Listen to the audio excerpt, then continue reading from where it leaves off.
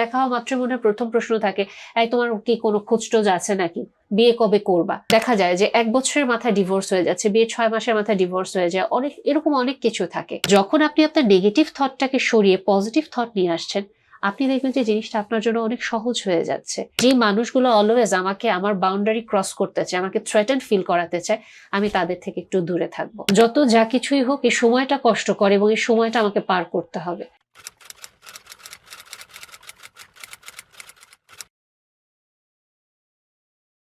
আসসালামু আলাইকুম। আমি শুরুতে আপনার সাথে একটু পরিচিত হতে চাইবো, যে আপনি কি করেন, কোথা থেকে এসেছেন, আমাকে যদি একটু বলেন। আপু, আমার বয়স 26। আমি বর্তমানে আমার ফ্যামিলির সাথে থাকি। আমার বাবা মা। আমি গ্র্যাজুয়েশন শেষ করেছি, আমি মাস্টার্সের প্ল্যান করছি। তো বর্তমানে আমি আসলে কিছু সমস্যা ফেস করছি।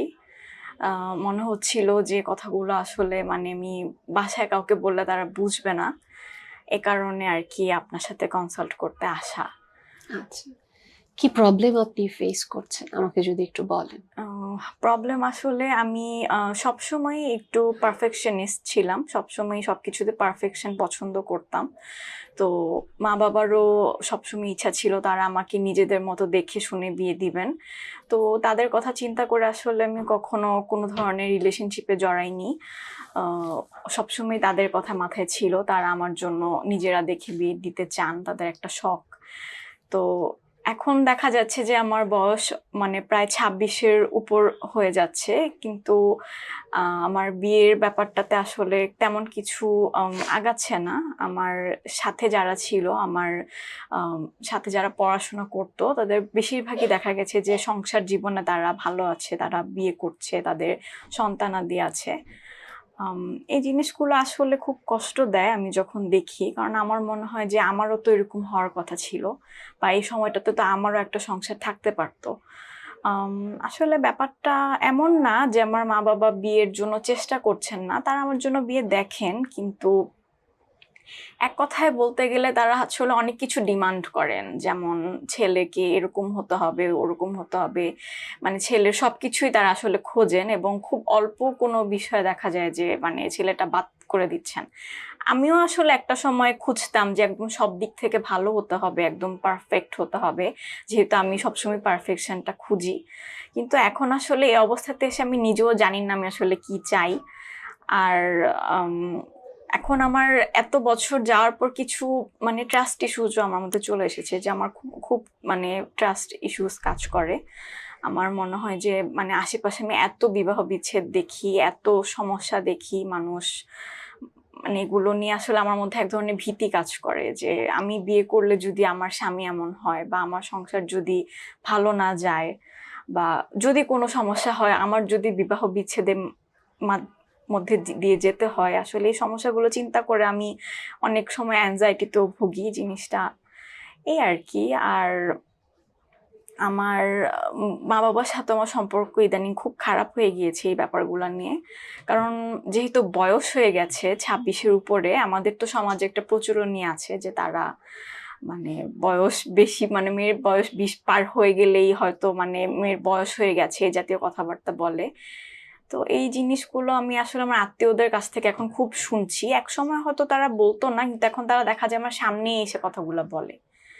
তো এই জিনিসগুলো আসলে অনেক কষ্টকর, আমার জন্য কোপ করা অনেক কষ্ট হয়ে যাচ্ছে। আমি আসলে আমার জবেও খুব একটা ফোকাস করতে পারছি না, আর অনেক অ্যাংজাইটি হয় আমার এই ব্যাপারগুলো চিন্তা করে।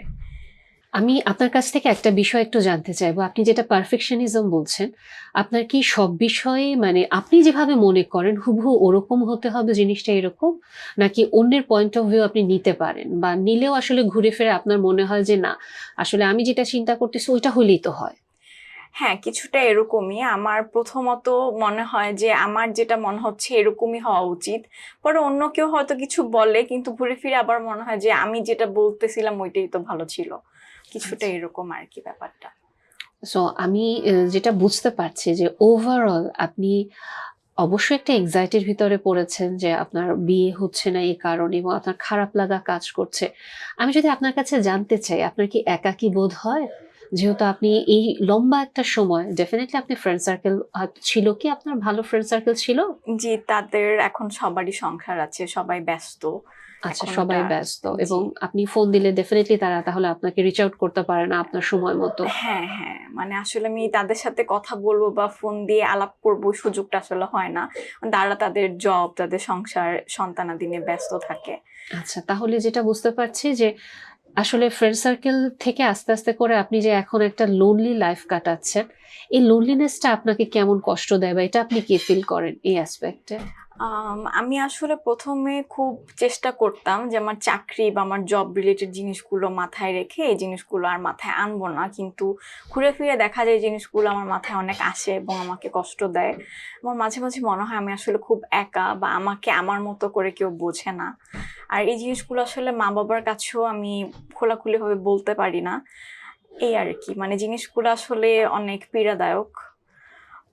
আচ্ছা, এবং এখন একটা জিনিস আমি যদি আপনার কাছে বলি যে প্রথমত দেখেন আপনি এখন যে সিচুয়েশনটাতে ফেস করছেন, আমার ধারণা আপনি আপনার নিজেকে এখান থেকে বের করে নিয়ে আসার জন্য আপনার পক্ষে যা যা সম্ভব আপনি সবকিছু ট্রাই করেছেন। যেমন আমি বুঝতে পারছি আপনি জবে ঢুকেছেন, নিজেকে ব্যস্ত রাখার চেষ্টা করছেন। আপনি কি মাস্টার্স এর ট্রাই করবেন? জি, আপনার জি। প্ল্যানটাও আছে। সো আপনি ক্যারিয়ারের দিকে আপনি খুব ফোকাস সবসময়ই। এবং আস্তে আস্তে করে সবাই এখন যখন আপনার ফ্রেন্ডরা বিশেষ করে যার যার জীবনে ব্যস্ত, আপনি দেখছেন যে আপনার একাকিত্ব বোধটা আপনাকে অনেক বেশি কষ্ট দিচ্ছে। পাশাপাশি সমাজ থেকেও আপনি অনেক রকম ভাবে কথা শুনছেন, যেটা আপনাকে অনেক বেশি খারাপ লাগার সৃষ্টি করছে। সবকিছুর উপরে একটা জিনিস আমি যদি বলি যে আপনি এই সময়টা আপনার জন্য অনেক কষ্টকর, কিন্তু সবচেয়ে তিতা সত্য কথা, এই সময়টার ভিতর দিয়ে আপনাকে যেতে হবে। এই সময়টা আপনাকেই পার করতে হবে এবং আপনার একাই পার করতে হবে। সবচেয়ে যেটা কষ্ট হবে আপনার জন্য এই সময় পার করাটা। কারণ এই একা সময়টা পার করার যে কষ্টটা, আপনি এখানে মানুষের কাছ থেকে হেল্প পাবেন। আপনাকে মানুষ এমপ্যাথি দিবে, বোঝার চেষ্টা করবে। কিন্তু সেই একই মানুষ হঠাৎ করে আপনাকে বোঝাতে বোঝাতেই রেগে গিয়ে একটা বাজে কথা বলে ফেলবে। এবং এই সময়টাতে আপনি আপনার কাছের মানুষদের কাছ থেকে অনেক বেশি হার্ট হয়ে যেতে পারেন। আশা করি এটা মনে হয় আপনি আমার চেয়ে ভালো আপনিই জানেন। জি। এবং এই যে যখন কাছের মানুষগুলো আপনাকে হার্ট করে ফেলছে, বিশ্বাস করেন ওনাদের ইন্টেনশনটা কিন্তু আপনাকে হার্ট করার না। সবচেয়ে কষ্টটা এটাই যে দেখেন আপনি এখন একটা ভালনারেবল মোমেন্টে আছেন এবং এই ভালনারেবল মোমেন্টে আপনার ফ্যামিলি মেম্বার বলেন বা আপনার যারা শুভাকাঙ্ক্ষী, ওরা আপনাকে নিয়ে আসলেই টেনশন করে, ওরা আসলেই আপনাকে ভালোবাসে এবং ভালোবাসার কারণেই তারা হয়তো আপনার প্রতি একটু কেয়ার দিতে গিয়ে আপনাকে একটা খোঁজ নিতে যায় এবং আপনার জন্য জিনিসটা খুব সাফোকেটিং ফিল হয়ে যায়। কারণ দেখা হওয়া মাত্র মনে হয় প্রথম প্রশ্ন থাকে, এই তোমার কি কোনো খোঁজ টোজ আছে নাকি, বিয়ে কবে করবা? সো এই জিনিসটা আপনাকে একটা প্রেশার দেয়, কিন্তু এটা হয়তো তাদের ভালোবাসারই একটা এক্সপ্রেশন, বলা যেতে পারে কাইন্ড অফ অতিরিক্ত ভালোবাসার যে সাফোকেটিং একটা ফিলিং থাকে বা অত্যাচার থাকে এটা। এবং কেউ কেউ হয়তো আপনার সাথে আরো বেশি বেশি ঘনিষ্ঠ যারা একটু আপনার বাউন্ডারি ক্রস করে আপনাকে আরো পুশ করবে যে তুমি এটা করতেছো না কেন, ওটা করতেছো না কেন। এবং আপনি কি বিভিন্ন গ্যাদারিং বা যেগুলো আমরা বলি যে বিয়ের দাওয়াত বলেন, যেটা বার্থডে পার্টি বা ফ্যামিলি গেট টুগেদার, এগুলো কি অ্যাভয়েড করেন? আমি আসলে কখনো এভয়েড করার চেষ্টা করতাম না। কিন্তু ইদানিং আমি আসলে মানে যেতে আমার আগ্রহ হয় না। মনে হয় গেলেই আমাকে কেউ কিছু জিজ্ঞেস করবে, যেটা আমি হয়তো নিতে পারবো না। এক্স্যাক্টলি। সো এই সিনারিও গুলো খুব কমন। তো আমি আপনাকে যেটা বলে শুরু করব যে আপনাকে না এই কষ্টের সময়টা যে আপনাকে পার করতে হবে, এটার জন্য নিজেকে প্রস্তুত করেন। কারণ কি দেখেন, আপনার ভেতরে এখন যে কষ্টটা কাজ করছে যে আমার বিয়ে কবে হবে বা আমি কবে একজন ভালো পার্টনার পাবো, যেহেতু আপনার ট্রাস্ট ইস্যু আছে, এই জায়গাটাতে আমি একটু পরে আসছি। সবার আগে কি আপনি যদি প্রিপেয়ার থাকেন যে কেউ আপনাকে এই মুহূর্তে একটা থাপ্পড় দিবে বা কেউ আপনাকে এই মুহূর্তে আঘাত করবে, আপনি কিন্তু জানেন যে এটা আপনাকে নিতে হবে, আপনার কিছু করার নাই। সো উনি যদি আপনাকে আঘাতটা করতেও আসে, আপনি কিন্তু সোজা হয়ে দাঁড়ায় থাকবেন হাত পা শক্ত করে। ছোটবেলায় টিচার মারবে এটা জানি, তা সত্ত্বেও হাত পা শক্ত করে দাঁড়ায় আছি। ওটার একটা প্রিপারেশন থাকে, ব্যথাটা লাগলেও অতটা আমরা টলে পড়ে যাই না। কিন্তু আপনি যদি প্রিপেয়ার না থাকেন, আপনি যদি এটা অ্যাকসেপ্টই করতে না চান যে না আমাকে আসলে একটা সময় দিতে হবে এবং আমাকে এই পেইনটার ভিতর দিয়ে যেতে হবে, তাহলে যেটা হবে, মানুষ আপনাকে যত হার্ট করবে, সমাজ আপনাকে যত হার্ট করবে, আপনি আপনার কারণে যতবার হার্ট হবেন, আপনি ততবার পড়ে যাবেন। এতবার পড়ে যেয়ে আবার বারবার ঘুরে উঠে দাঁড়ানোটা কিন্তু অনেক কষ্টকর।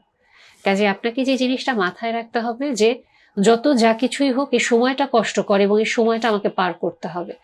এবং এটা যখন আপনি নিজেকে দাঁড় করাচ্ছেন, তার মানে আপনি আপনার পেশেন্স নিয়ে কাজ করছেন। এবং এগেইন, আমার চেয়ে ভালো আপনি জানেন যে এই সময়টাতে আসলে আপনাকে কতটা ধৈর্য ধরতে হচ্ছে। এবং আমার ধারণা, আপনার কাছে যদি এই পরামর্শ কেউ চাইতো, আপনি হয়তো তাকে এটা বলতেন যে ধৈর্য ধরো। সো আমি হয়তো সরাসরি আপনাকে বললাম না ধৈর্য ধরো, কথাটা একটু ঘুরিয়ে আপনাকে বললাম যে আপনার অ্যাকসেপ্টেন্স, যে কঠিন সময়ের ভিতর দিয়ে আমাকে পার হতে হবে। এবং কিছু কিছু দিন আসলেই আপনার এরকম মনে হবে যে আমি আজকে বিছানা থেকে উঠবো না, বা অফিসে যাব না, বা আমি কাউকে ফেস করব না, আমি জাস্ট আমার নিজের মধ্যে থাকি। এই জিনিসটা করা যাবে না। এটা হয়তো সপ্তাহে একদিন আপনার ছুটির দিন, আপনি আপনার নিজের মতো কাটাতে পারেন, 15 দিনে একদিন কাটাতে পারেন, কিন্তু কমপ্লিট উইথড্রল এটা করা যাবে না। কারণ কি, যেই মুহূর্তে আপনি এই যে অ্যাভয়েড করছেন যে কোনো গেট টুগেদার বলেন বা সোশ্যাল গ্যাদারিং গুলো বলেন, আস্তে আস্তে যেটা হচ্ছে, আপনার ব্রেইন একটা ভাইব পাচ্ছে যে আমি যদি এই 4 দেয়ালের ভিতরে থাকি, আমি আমার রুমের ভিতরে থাকি, আমার তো কাউকে ফেস করতে হচ্ছে না, আমার কাউকে কষ্ট পেতে হচ্ছে না। সো আপনি সারাদিন না আপনার নিজের ভেতরে থাকা শুরু করবেন, এবং আপনি নিজের ভেতরে মাথায় বিভিন্ন রকম চিন্তা আনা শুরু করবেন, যেটা কিনা আপনাকে আরো বেশি কষ্ট দিবে। এবং আপনার হয়তো বিয়েটা হচ্ছে না বা পাত্র দেখছেন, কিন্তু আপনি আস্তে আস্তে অনেক আকাশকুসুম কল্পনা করে ফেলবেন, ভয়ের কল্পনা, যে আপনি আসলে জীবনে হয়তো কাউকে পার্টনার হিসেবে পাবেন না, বা পার্টনার হিসেবে পেলেও এত আশেপাশে নেগেটিভ নিউজ আসে, হয়তো আপনার সাথে এরকম কিছু একটা হয়ে যেতে পারে। কাজে আপনি আপনার নেগেটিভিটির ভিতরে আস্তে আস্তে তলিয়ে যেতে থাকবেন। কাজে আপনাকে এই যে আপনার যে উইথড্রয়াল একটা মোড আসছে, এখান থেকে বের হতে হবে। আপনি যেটা চেষ্টা করেন আপনার চারপাশে একটা হেলদি বাউন্ডারি দেওয়ার জন্য, যে আসলেই কেউ যদি আমাকে বলে যে তোমার কি বিয়ে হচ্ছে না, বা কি খবর, বা তুমি চাকরির দিকে এত ফোকাস করলা কেন, বা আপনার বাবা মাকে যদি কেউ বলে যে সারা জীবন তো বাচ্চার পড়াশোনাই করাইলা, যদি একটা প্রেম করতো তাহলে হয়তো একটা বিয়ে হয়ে যেত, এসব কথা খুব কমনলি বলে থাকে। বা একটা প্রেম করতে পারলি না কেন তুই, যারা কিনা আগে বলেছে যে না করো না, তারাই এখন এই কথাগুলো বলবে। এটা ছেলে মেয়ে নির্বিশেষে এই পেইনটা বা স্ট্রাগলটা বর্তমানে ফেস করে সবাই। সো এই মানুষগুলাকে আপনি একটা বাউন্ডারি দেন, আপনি খুব হাসি মুখে বাট মেরুদণ্ড সোজা করে চোখে চোখ রেখে পোলাইটলি আপনি তাকে বলবেন, আপনি যে আমার জন্য দুশ্চিন্তা করছেন বা ভাবছেন, এটার জন্য অসংখ্য ধন্যবাদ, কিন্তু আমি এই বিষয়টা নিয়ে আর কথা বলতে চাইছি না। যাদেরকে আসলে উত্তর দেয়া যাবে তাদেরকে উত্তরটা দেন, যাদেরকে উত্তর দেয়া যাবে না, যেটা চেষ্টা করেন আস্তে করে তার কাছ থেকে চলে যেতে। বলতে পারেন আমি একটা ফোন কল রিসিভ করে আসছি, বা আমি একটু বাথরুমে যাবো, যে কোনো একটা কিছু বলে আপনি টাইমটা পাস করে দেন, তার সামনে থেকে সরে আসেন। কিন্তু এতটুকু মাথায় রাখেন যে যে মানুষগুলো অলওয়েজ আমাকে আমার বাউন্ডারি ক্রস করতে চায়, আমাকে থ্রেটেন ফিল করাতে চায়, আমি তাদের থেকে একটু দূরে থাকবো। সো ওভারঅল আপনি ধৈর্য ধরলেন এবং আপনি প্রিপেয়ার সমাজকে ফেস করার জন্য, মানুষকে ফেস করার জন্য। এরপর আপনার বাবা মার পার্টটাতে যদি আসি, দেখেন এই পৃথিবীতে আপনাকে যদি বলা হয় যে আপনার বাবা মা কি আপনাকে ভালোবাসেন বা তারা কি টক্সিক, আপনি কি বলবেন? হ্যাঁ, তারা আমাকে ভালোবাসেন, কিন্তু বর্তমানে এখন যে অবস্থা আমার, মানে কখনো কখনো মনে হয় যে ওদের সাথে আমার সম্পর্কটা টক্সিকই হয়ে গেছে। দেখা যায় প্রচুর খারাপ ব্যবহার করি, ঝগড়া হয়, চিৎকার চেঁচামেচি করা হয়, কিন্তু আমি জানি তারা আমাকে ভালোবাসে। আপনার বাবা মা আপনাকে ভালোবাসেন, এই কারণেই আমি জিজ্ঞেস করছিলাম যে আপনার বাবা মা টক্সিক কিনা। কারণ অনেক সময় তো থাকে, যেহেতু আপনি এটা শিওর যে আপনার বাবা মা আপনাকে ভালোবাসেন, যেটা আমি বলছিলাম যে অনেক সময় আমরা ভালোবাসা থেকেই হয়তো কিছু আচরণ করি। এবং এই যে আপনার বিয়ে যে হচ্ছে না, এটার পিছনে কি কখনো কখনো আপনার বাবা মাকে আপনার দায়ী মনে হয়, যে ওরাই তো বলেছিল যে তুমি কোথাও প্রেম করো না, পড়াশোনায় মনোযোগ দাও, এইসব কথা কখনো মনে হয়? আমার মা বাবার উপর আমার মাঝে মাঝে রাগ হয়, কারণ তারা হচ্ছে মানে অনেক বেশি মানে বাছে, দেখা যায় যে এটা নেই তাহলে ওইটা আছে, বা মানে জিনিসগুলো তারা মানে কনসিডার করতে চায় না। তো একসময় আমি নিজেও এরকম ছিলাম, কিন্তু এখন আমি যা বুঝি যে আসলে আমি তো চাইলেও 100% পারফেক্ট হয়তো পাবো না। তো ওই জায়গাটা থেকে আমার মা বাবার উপর আমার অনেক রাগ হয়, যে তারা আসলে এত বাছে, এত পারফেক্ট খুঁজে, যেটা আসলে সম্ভবত পাওয়াও যাবে না। এবং আমার তো মাঝে মাঝে মনে হয় আমি হয়তো সারা জীবন একাই থাকবো তাদের এসব বাছাবাছির কারণে। বুঝতে পারছি। সো আমি যেটা বলছিলাম যে আপনার বাবা-মা তাদের ভালোবাসা থেকেই এই কাজগুলো করেন। কিন্তু এই ভালোবাসাটা আপনার আপনার জন্য অনেক বেশি ওভারওয়েলমিং হয়ে যাচ্ছে। এবং আপনি যখন ওনাদের সাথে রাগারাগি করছেন বা আপনি ওনাদের সাথে যখন খারাপ ব্যবহার করছেন, তারপরে কিন্তু আবার আপনারই কষ্ট হয়। আপনি কিন্তু ভেঙে পড়ছেন যে আমি আসলে কেন এই আচরণটা করছি। এবং ওনারা না ওনাদের এই ওভার প্রোটেক্টিভনেস বা ওভার কন্ট্রোলিং বিহেভিয়ারটা থেকে আমার ধারণা বের হয়ে আসতে পারবেন না।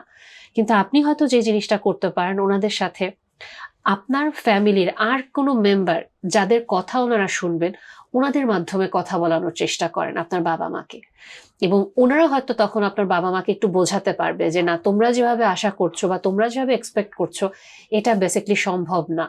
এবং ওভারঅল আপনি এই জিনিসটাও ক্লিয়ার রাখেন যে দেখেন আপনি যখন ওনাদের উপরে রেগে যাচ্ছেন আপনি আপনার ফ্রাস্ট্রেশনটা ওনাদের উপরে ঝাড়ছেন, ওটা এক্সপ্রেস করছেন, আপনার ভয়টা আপনি ওনাদের উপরে প্রকাশ করছেন। এবং ওখান থেকে আসলে আপনার খারাপ লাগাটা আরো বেশি তীব্রতর হচ্ছে যে আপনার কাছে এখন আর কেউই থাকছে না, আপনার বাবা মাও দূরে সরে যাচ্ছে কারণ ওনাদের প্রতি আপনার অভিমান তৈরি হচ্ছে। আপনি ওনাদের সাথে আপনার বন্ডিংটা আবার ঝালাই করেন কারণ বিয়ে ইনশাল্লাহ আপনার হবে, হয়তো সময় নিচ্ছে, কিন্তু আপনার বাবা মার সম্পর্কটা আপনার জন্য জরুরি। কারণ দেখেন আপনার বিয়ে হওয়ার যে জার্নিটা, আমি যদি এটা বলি যে আপনি নিচতলা থেকে 14 তলায় উঠবেন, এই 14 তলায় ওঠাটা আপনার টার্গেট, বিয়ে হওয়াটা আপনার টার্গেট, কিন্তু এই যে নিচ থেকে 14 তলায় উঠছেন এই সময়টাতে আপনি শুধুমাত্র ওটার প্রতি ফোকাস থাকলেন বা অবসেস থাকলেন যে বিয়েটা কখন হবে, আপনি একটা রাশে থাকলেন, আপনি কিন্তু খেয়াল করবেন না এই চলার পথে আপনি কি অন্য কাউকে ধাক্কা দিয়ে ফেলে দিচ্ছেন কিনা, আপনার কাছের মানুষদের সাথে আপনি খারাপ ব্যবহার করে ওনাদেরকে কোনো কারণে কষ্ট দিয়ে ফেলে দিয়ে কি আপনি দৌড়ে 14 তলায় উঠছেন কিনা। ধরেন আপনি 14 তলায় উঠে গেলেন, বিয়ে হয়ে গেল, কিন্তু ততদিনে আপনার করা খারাপ আচরণের কারণে যদি অন্যরা ছিটকে পড়ে যায় আপনি কিন্তু বিয়ে করেও প্রচন্ড একা হয়ে যাবেন।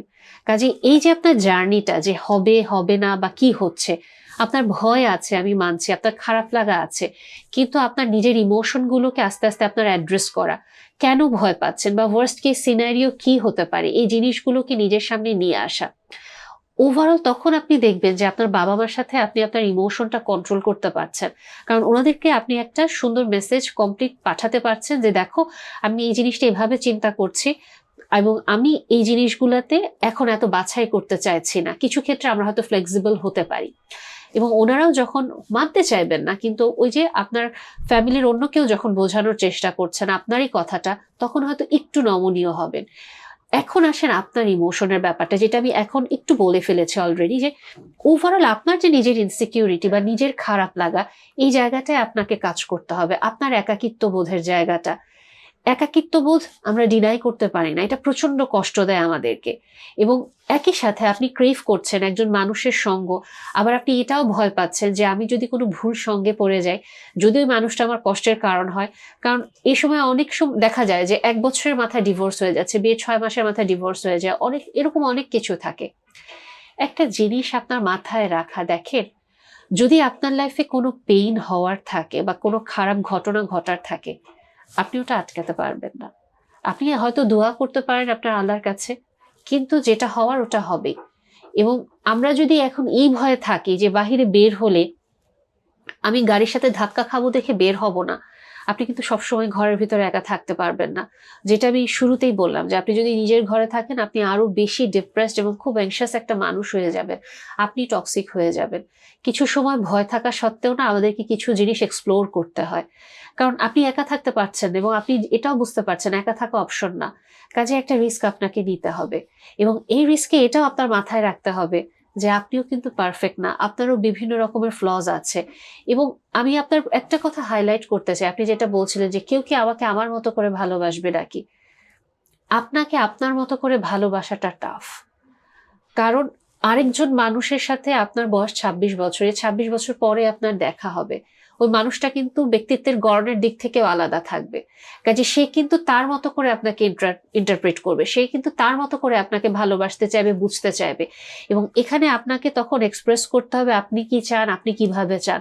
হুবহু আপনার মন মতো আপনি পাবেন না, আপনার মতো করে সে আসলেই আপনাকে ভালোবাসতে পারবে না, কিন্তু আপনি যখন কিছু জায়গায় বলে দেবেন সে চেষ্টা করবে আস্তে আস্তে একটু পরিবর্তন হওয়ার জন্য, কিন্তু সে আপনাকে তার মতো করে ভালোবাসবে। কিন্তু লাভ ল্যাঙ্গুয়েজটা জানি আপনাদের কনফ্লিক্ট না করে, যে উনি যেন বুঝতে পারে আপনি আসলে কি ভালোবাসেন এবং আপনি যদি বুঝতে পারেন উনি কি ভালোবাসে, এই পার্টটা ইম্পর্টেন্ট।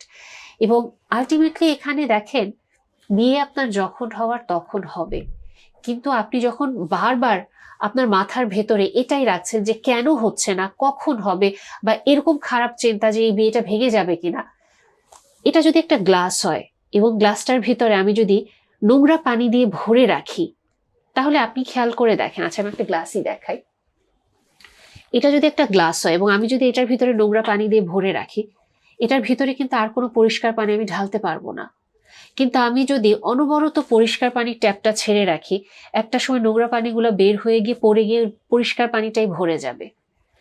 এটা বোঝাচ্ছে এই কারণে, দেখেন আপনার মাথার ভেতরে যখন অলরেডি বিভিন্ন নেগেটিভ ঘটনা ঘটছে, আপনি কিন্তু তখন আপনার মাথায় আবার নতুন করে একটা পজিটিভ চিন্তা আনা সম্ভব না, অনেক বেশি টাফ, কারণ অলরেডি আপনি ফুল প্যাক। কিন্তু আপনি যখন আপনার দুশ্চিন্তাগুলা বা আপনার নেগেটিভ থিঙ্কিং গুলা একটা একটা করে অ্যাকনলেজ করছেন এবং ওটার এগেনস্টে আপনি একটা করে পজিটিভ থট আনছেন, এবং আমরা না আমাদের নেগেটিভ থটকে কখনো কোয়েশ্চেন করি না, আমরা মেনে নিই যে আচ্ছা এটা এরকমই হবে, আমি পরীক্ষায় ফেল করব, ঠিক আছে পরীক্ষায় মনে ফেলই করব, আমার বিয়ে হবে না, আমার মনে হয় বিয়ে হবে না। কিন্তু আমি যদি আপনাকে বলি যে না তুমি এটা পারবা, সাথে সাথে আপনার মনে আবার এই প্রশ্ন আসবে, আমি যে পারবো এটার গ্যারান্টি কি, উনি আমাকে এমনি বলছে। সো এই জায়গাটা আনেন যে আপনি আপনার নেগেটিভ থটটাকে কোয়েশ্চেন করেন যে কেন আমার নেগেটিভ থটটাই আমি এভাবে অ্যাকনলেজ করতেছি, কেন আমি নেগেটিভ থটটাকে মেনে নিচ্ছি, কাইন্ড অফ ওয়ার্ডিংটা একটু ভুল হলো, অ্যাকনলেজ না। সো আপনি যদি দেখেন যে কেন মেনে নিব, কেন আমি বলবো যে আমার বিয়ে হবে না, হতেই পারে আমার পার্টনার একজন ভালো মানুষ, হতেই পারে। সো যখন আপনি আপনার নেগেটিভ থটটাকে সরিয়ে পজিটিভ থট নিয়ে আসছেন, আপনি দেখবেন যে জিনিসটা আপনার জন্য অনেক সহজ হয়ে যাচ্ছে এবং জিনিসটা অনেক সুন্দরভাবে কাজ করছে। ডেফিনেটলি এখানে আরো বিভিন্ন ডোমেইন থেকে কথা বলা যায়, কিন্তু যেহেতু আজকে আমাদের সময়টা লিমিটেড, সো আমি আজকে আপনাকে এই জায়গাগুলো একটু হাইলাইট করলাম। এবং আপনি একটু চিন্তা করে দেখেন যে কিছু ক্ষেত্রে অবশ্যই আপনার ধৈর্য ধরতে হচ্ছে, আনসার্টেনিটির ভিতরে যেতে হচ্ছে, সমাজ পরিবার আপনাকে বুঝতে পারছে না, কিন্তু আপনিও হয়তো আপনার কষ্টের কারণটা হয়ে যাচ্ছেন বা কষ্টটাকে একটু বাড়িয়ে ফেলছেন। সো আপনার নেগেটিভ থিঙ্কিংটা সরার চেষ্টা করেন, অন্তত যদি না সরে প্রয়োজনে আমরা একটু মেডিকেশনে যেতে পারি, যেটা আপনাকে একটু রিল্যাক্স করবে, আপনার ঘুমটা ভালো হবে এবং আপনি আপনার কাজে আস্তে আস্তে ফোকাস করতে পারবেন। প্রয়োজনে আপনি আপনার এক্সট্রা কারিকুলার কোনো অ্যাক্টিভিটি আপনি ট্রাই করেন, খেলাধুলা হতে পারে, গার্ডেনিং হতে পারে, যে কোনো কিছুতে যেটা আপনার ভালো লাগবে। ফ্রেন্ডদের সাথে ইনস্ট্যান্ট হয়তো মিট আপ সম্ভব না, বাট মাসে একটা বা 2 মাসে একটা একটা গেট টুগেদার আপনি নিজে উদ্যোগী হয়ে একটা অ্যারেঞ্জ করতে পারেন। আপনার ফ্রেন্ডরাও রিলিফ ফিল করবে, আপনিও একটু রিলিফ ফিল করবেন। যদি সম্ভব হয় ফ্যামিলির সাথে একটু ঘুরে আসতে পারেন। আরেকটা জিনিস যেটা আমি বলবো, আপনার বাবা মা তো ওনাদের মতো খুঁজছেন, আপনিও হয়তো নিজের মতো একটু উদ্যোগ নিয়ে নিজে খুঁজতে পারেন। অনেক সময় আমরা এটা ফিল করি, নিজের বিয়ের কথা কিভাবে বলবো, লজ্জা লাগে, বাট আপনি ট্রাই করতে পারেন। বিভিন্ন ম্যাচ মেকিং প্ল্যাটফর্ম আছে, সো আপনি ওগুলাতে ট্রাই করতে পারেন যেগুলো অথেন্টিক। এবং আমাদের পালকে একটা ম্যাচ মেকিং ওয়েবসাইট আছে, ওখানেও আপনি ট্রাই করে দেখতে পারেন। ডেফিনেটলি ওখান থেকে আমরা অনেক ভালো রেজাল্ট পাচ্ছি। সো আপনি আপনার মতো করে ট্রাই করেন, আপনার ফ্রেন্ড সার্কেলে আপনি ইনফর্ম করেন আমি বিয়ে করতে চাচ্ছি, যদি আমার মতো কাউকে পাও আমাকে ইনফর্ম করো। এটা বলায় কোনো লজ্জা নেই, কারণ আপনি আপনি একটা পজিটিভ ইভেন্ট আপনার লাইফে চাচ্ছেন, যেটার মাধ্যমে আপনি ভালো থাকবেন। সো আশা করছি যে আপনি এটার মাধ্যমে একটু হলে উপকৃত হবেন। আবারও বলছি, এখানে আরো অনেক ডোমেইন আছে, অল্প কয়েকটা ডোমেইন আমি নক করেছি। এছাড়া আপনার যদি আর কিছু বলার থাকে। আমি আসলে অনেক কনফিউজ ছিলাম, কিন্তু আপনার সাথে কথা বলে আমার অনেকটাই রিলিফ ফিল হচ্ছে। ধন্যবাদ। আমার কখনো প্রয়োজন হলে আমি অবশ্যই আপনার সাথে আবার কনসাল্ট করব। Thank you.